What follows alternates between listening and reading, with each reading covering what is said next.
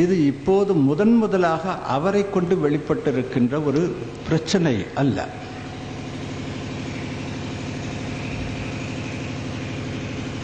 பெருமானார் ஸல்லல்லாஹு அலைஹி வஸல்லம் அவர்களை மிஸ்ல பஷர் என்று சொல்லப்படுவது, ஒரு சாதாரண மனிதர் என்று சித்தரிக்கின்ற இந்த பிரச்சனை கிட்டத்தட்ட ஒரு நூற்றாண்டுக்கு முன்னால் இந்திய தேசத்தில் உருவாக்கப்பட்ட ஒன்று. நான் உங்களுக்கு வரலாற்றினுடைய குறிப்புகளை தர வேண்டும் என்று விரும்புகிறேன்.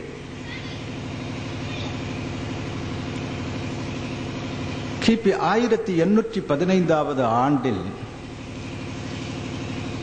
கிழக்கிந்திய கம்பெனி என்னும் பெயரிலே இந்திய தேசத்திற்குள் வர்த்தக ஒரு அமைப்பாக ஸ்தாபனமாக அடியெடுத்து வைத்த ஏகாதிபத்தியவாதியம்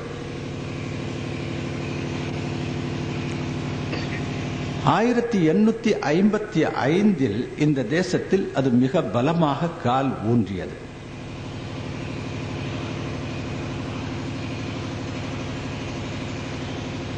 எண்ணூற்றி 1855க்கு பின்னால் 1910 ரே பரேலி என்று சொல்லப்படுகின்ற உத்தரப்பிரதேசத்தினுடைய மாநிலத்தில் ஒரு கிராமத்தைச் சேர்ந்து அங்கே பிறந்த ஒருவர் சிறு வயதிலேயே தன்னுடைய பெற்றோர்களை இழந்து அனாதையாகி பிழைப்புக்கு வழி தேடி தில்லி மாநகரத்தை நோக்கி வந்தார்.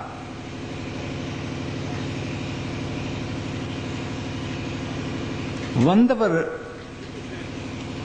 அவருக்கு சரியானதொரு பிழைப்பு கிடைக்காமல் பல நாட்கள் பசியும் பட்டினியுமாக கிடந்து அலைபாய்ந்து அப்போது தில்லியில்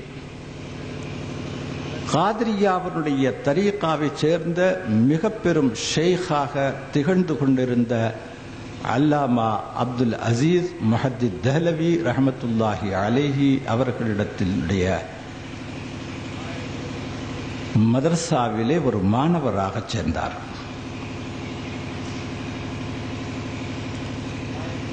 சில மாதங்கள் மட்டுமே அவர்களுடைய மதரசாவிலே கல்வி பயின்ற அவர் அல்லாமா அப்துல் அசீஸ் முஹத்தித் தெஹ்லவி ரஹமத்துல்லாஹி அலைஹி அவர்களிடத்திலே தீட்சை பெற்று, அதாவது பைஅத்தும் பெற்று, அவர்களுடைய முரீத் என்ற அந்தஸ்திற்கும் உயர்ந்தவர்.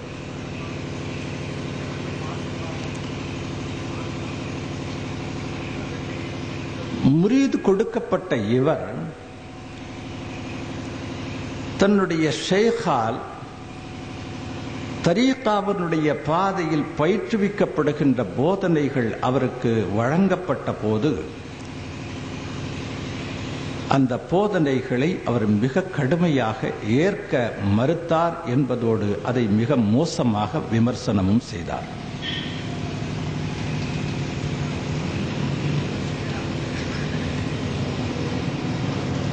ஆறு மாதம் கூட அல்லாமா அப்துல் அசீஸ் முஹத்தித் தெஹ்லவி ரஹமத்துல்லாஹி அலைஹி அவர்களுடைய மதரசாவிலே கல்வி பயிலாத அவர் இருந்த அந்த 6 மாத காலத்திலே அல்லாமா அப்துல் அசீஸ் ரஹமத்துல்லாஹி அலைஹி அவர்களுடைய சகோதரியனுடைய மைந்தர் மௌலவி இஸ்மாயில் தெஹ்லவி என்பவரை தன்னுடைய சிந்தனைக்கு தோதாக வளைத்து மாற்றினார். மௌலவி இஸ்மாயில் தெஹ்லவி என்பவர் மட்டுமல்ல, மௌலவி அப்துல் ஹை லக்னவி என்று சொல்லப்படுபவரும் கான்பூரை சேர்ந்த கராமத் அலி என்று சொல்லப்படுபவரும் இந்த நபரால் வளைக்கப்பட்டார்கள்.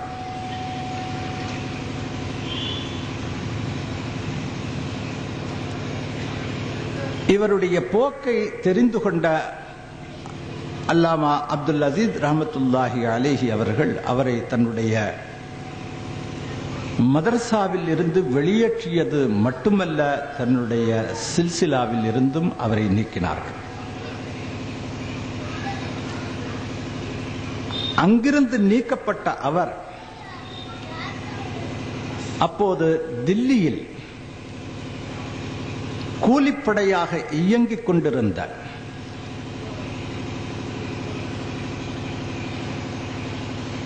அப்துல் கரீம் பிண்டாரி என்று சொல்லப்படுகின்றவருடைய கூட்டத்தில் சென்று இணைகிறார்.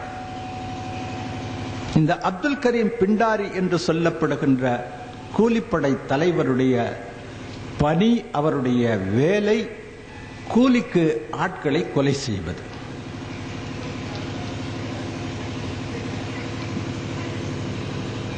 யாருமே அப்படி ஒரு வேலையை அவர்களுக்கு தராது போகின்ற போது இரவு நேரங்களிலே வீடு புகுந்து கொள்ளையடிப்பது.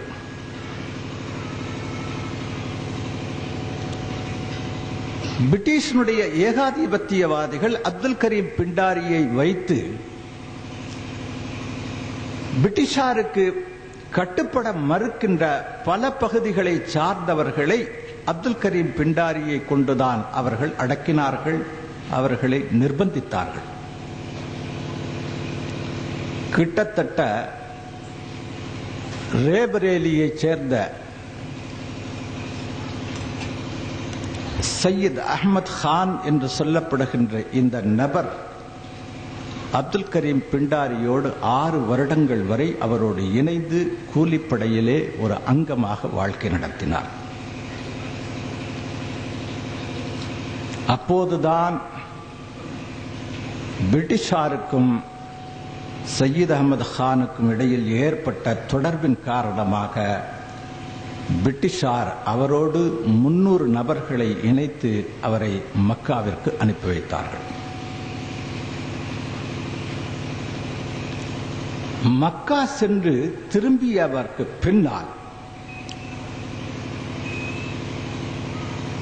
மக்கா சென்று திரும்பியதற்கு பின்னால் சையத் அஹ்மது கானும் மௌலவி இஸ்மாயில் தெஹ்லவியும் அப்துல் ஹை லக்னவியும் கராமத் அலியை போன்றவர்களும் இன்னும் அவர்களோடு இணைந்த பல நபர்கள் ஒன்றாக இணைந்து முதலாக தில்லியில் இருக்கின்ற சிறிய சிறிய மஸ்ஜிதுகளுக்குள்ளே நுழைந்து அங்கே உபன்யாசம் நிகழ்த்துகிறோம் என்னும் பெயரிலே பெருமானார் முஹம்மது முஸ்தபா ஸல்லல்லாஹு அலைஹி வஸல்லம் அவர்களை முதலாக மிஸ்ல பஷர், நம்மை போன்ற ஒரு சாதாரண மனிதர் என்று பேசினார். இதனுடைய துவக்கம் இந்திய தேசத்தில் 1910க்கு பிறகுதான் ஏற்பட்டது.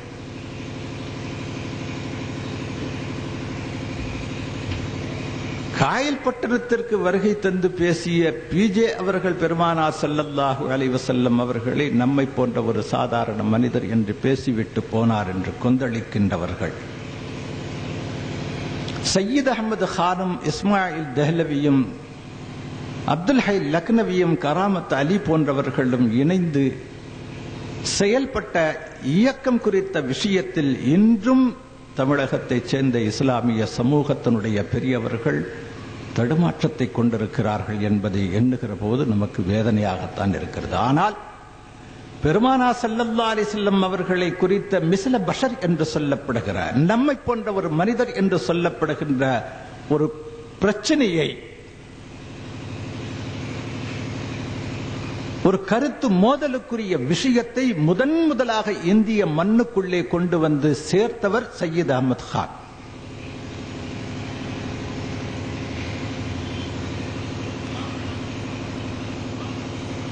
மஸ்ஜிதுகளிலே தொழுகைக்காக வருகை தந்த அப்பாவி முஸ்லிம்கள் இவர்களுடைய பெயரை கேட்டு திடுக்கிட்டார்கள். அப்போது விஷயம் தில்லியில் இருக்கின்ற பெரும் பெரும் உலமாக்களின் முஃப்திகளுடைய சிந்தனைக்கும் கவனத்திற்கும் கொண்டு போகப்பட்ட போது தில்லியினுடைய ஜாமியா மஸ்ஜிதில் 90 உலமாக்கள் ஒன்றாக திரண்டார்கள். அந்த 90 உலமாக்களுக்கு தலைவராக அல்லாமா ஃபதுலுல் ஹக் ஹைராபாதி ரஹ்மத்துல்லாஹி அலைஹி என்று சொல்லப்படுகின்ற ஒரு மிகப்பெரிய முஃப்தி அந்த கூட்டத்திற்கு தலைமை தாங்கினார்கள். அந்த கூட்டத்தில் வைத்து சையத் அஹ்மது கானும் மௌலவி இஸ்மாயில் தெஹ்லவியை போன்றவர்களும் அப்துல் ஹக் லக்னவியை போன்றவர்கள் எல்லாம் அழைத்து வரப்பட்டு அவர்களிடத்தில்